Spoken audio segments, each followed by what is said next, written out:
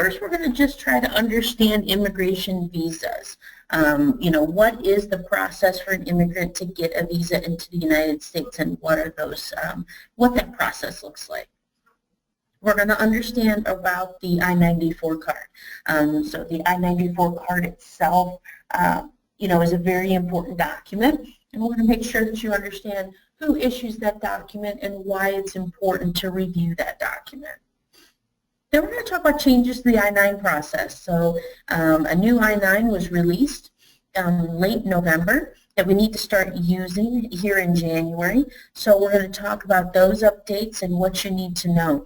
And part of the process is that the United States Citizenship and Immigration Service is really trying to streamline the process a little bit, and you'll see that in the changes on the I-9, so we'll discuss that as well.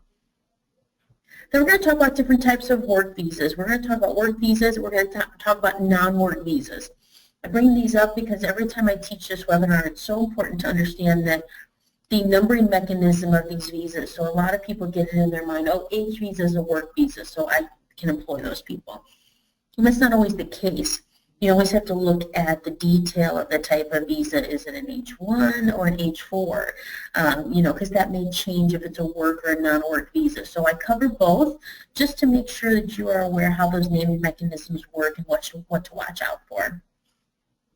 We're going to talk about student visas. What are the requirements of those and understanding what they are. And then we're really going to dive into what the IRS says about all of this. So what's the taxation policies? What can you do as an employer to assist your employee with maybe some tax burdens for both here and their home country potentially? So what does the IRS really say about that? What's taxable? What's not taxable? And we're going to understand that.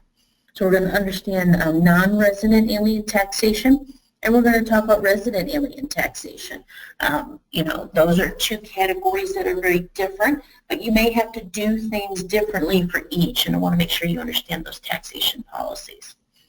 And then we're going to talk about, just briefly, just to give you an overview of U.S. citizens and resident aliens that you may send outside of the U.S. to do work for you in another country. We're going to cover that as well.